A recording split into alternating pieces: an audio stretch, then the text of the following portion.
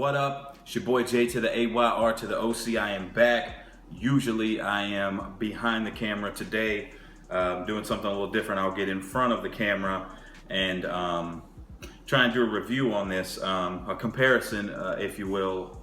A lot of people are asking me, I get a lot of messages all the time of which shoe is better, more comfortable, fits better, the NMD runner or R1, you should say, or the Adidas Ultra Boost. And it's a crazy kind of debate. Some people prefer these, some people prefer the Ultra Boost. Me, I have a hard time deciding which one I'm gonna wear between the two of them. So we're gonna look at the materials. We're gonna look at like the bottoms and the Boost technology, which is more comfortable, which fits better, and things like that. So I'll try and cover all bases to help you make a purchasing decision on which one you should get. And then I'll give you my preference on it. First things first is the materials. You have prime knit. So on the uppers of both.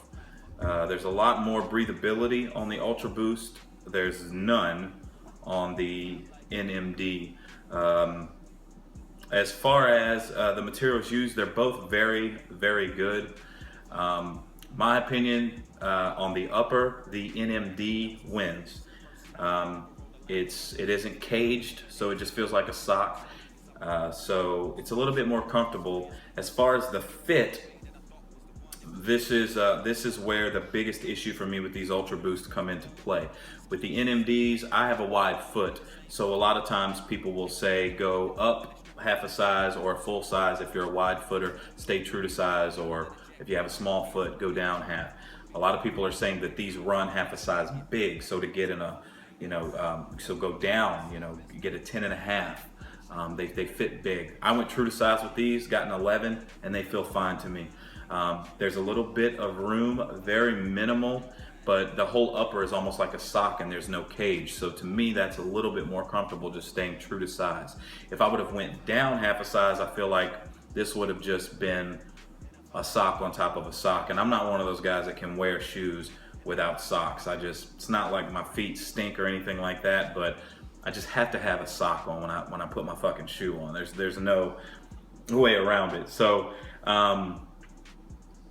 it would have just been a little bit too tight for me. It'd have been like wearing two pairs of socks. So nobody local had these. So I just, instead of taking the chance and going down half a size and then having to send them back, and these things are sold out everywhere, true to size on the NMDs, you'll be happy. The Ultra Boost, however, I had to go up a full size. These things are fucking tight when you put them on. Until you can wear those materials in and that prime knit in and let it form to your foot, it's gonna take a while. I would say a good 6 to 7 wears. If you're running in them every day and using them for their, what they're intended for, then you'll be fine after a few. But the big issue is just they are so tight on your foot. It's almost uncomfortable when you first try them on. I remember when I tried them on in store, I was like, what the fuck? All this hype about how comfortable and great these shoes are. They're saying it's the most comfortable shoe ever. And I'm looking at the sales guy like, man, I don't even know if I want to pay $180, $197 and some change after tax for these things. But I got them, and now that they're worn in, I'm glad. So as far as the materials go and how they fit, I would much rather the NMDs. I slipped those things on out the box and was good to go. I've worn these a lot, so I wanted to try and give you guys the best comparison as I could. As far as the materials on the outsole and the bottoms, big major difference is there's these little grooves on the bottom of your Ultra Boost. That's for your traction, because this is a runner and this is just a lifestyle. This is just to wear every day, go to the park, go to birthday party, crawfish bowl, whatever you do. That's what you do in this. This is meant for running, straight up.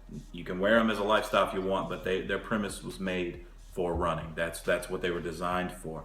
So they put these on, and these things break off after a while. After a couple of wears, you'll notice they start rubbing down. They make a weird noise after a while. On your NMDs, your bottom is just straight bottom. However, there's no traction with that. You slip and bust your ass in these things for sure. but I still have to give the edge of that to the NMD because it doesn't wear down. It is what it is. It's just plain and simple. Here's the bottom. There's going to be no rubbing, no wearing. That's what you got. And they both have a thin line of that outsole on them too, so you still get boost, a good feel of boost. As far as the comfort is the big question. The most, I get asked the most is which is more comfortable. What do you think is more comfortable? And the way that I can describe it is, if you've never worn a pair of Ultra Boost and this was your first pair of Boost anything, Pure Boost, if you didn't have any of that stuff and you just bought these, you're going to be so happy with how these feel. You're going to think these are the most comfortable pair of shoes you've ever worn. You slip them on right out the box. Like I said, the fit is great and you're going to love them. The only issue I had with the comfort was this little groove on the inside.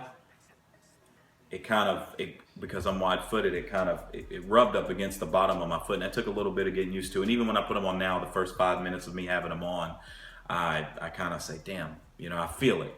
It isn't something to where it turns me away from the shoe at all. It's there, and I know it because there's no cage to hold your foot in, so it just falls over. When you put your foot in it, your foot's just going to kind of rest on this. Maybe smaller guys and not as wide foot guys won't have that issue, but I did have it. But if this was your first pair of anything with Boost, you're going to be happy. If you bought these first and then you went to these, you're going to feel like these aren't as comfortable, that they don't even hold a candle to this, and that's my issue. I wish I would have had these the first thing that I ever bought with Boost, because I wouldn't have anything to compare it to, and I would get these and think they were so great, but my first love would always be these. If you're looking for the Boost feel with a little bit of, I won't say stiffness, but a little bit more firm Boost, this is your pair. If you want a ton of Boost and for it to feel like you're walking on a cloud all day, a lot of people don't like that much cushion. A lot of people like a little firmness to their step. But if you like that cloudy, just constant, just feels like memory foam underneath your feet, and not a lot of firmness, then this is what you want. But you gotta let them break in. If you can get past the break-in period, you will not wear another shoe every day other than this. I don't care if it's a Jordan, an Asics, a Puma. I don't care what it is. This is the most comfortable shoe I have ever put on my feet. After the break-in, when I was first doing them and trying to test them out for this comparison, it was rough for the first 5 or 6 wears. I was like, man, I'm never gonna get past this shit. And these are almost impossible to wear a sock with. For the first 2 or 3 times I didn't even wear a sock with them because I had to break them in first. And then you just get you some no-show socks and everything will be fine. But the break-in period is a bitch on these, in my opinion. I don't like that tight, snug fit. Feels like my foot can't breathe. I would have impressions on the top of my feet from the cage on these things because they were so tight. But I am a wide footer. But I also went up a full size. I went to a size 12 in these things. I think it's just the prime knit material doesn't stretch at first. My Yeezy Boost just felt awesome from the jump, but that's because they're not caged like these. I think the uncaged versions of these would be feel a lot better for me, and I don't have a pair.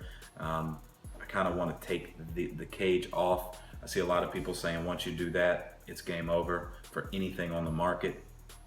But so I'll say for the fit and the materials, your NMD wins, but for your comfort, it's Ultra Boost all day, no comparison. They're not even close. But this is supposed to be a little bit more springy and have those things. It's a runner. This is just your lifestyle shoe. I can't stress that enough. If you want to run in these, you can, but you're going to be selling yourself short if you don't get a pair of Ultra Boost. The price point is kind of high after tax and everything. I think these were $200, like $197. These were around $128. I think I had them rushed here from Adidas.com for like $131. So there's like a $60, $70 price difference between the two of these, and these are just as comfortable if you like that firmer boost feel. But you put this upper with no cage on top of this right here, or you uncage these, game over. So my pick is split right down the middle.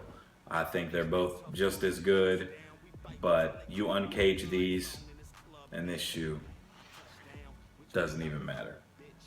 It's your boy J to the AYR to the OC. Like, comment, subscribe, share. Follow me on Instagram at Official Sneaks. Hit the site up. We got a lot of good deals going, officialsneaks.com. And I'll be back for the next one. I'm gone. Peace.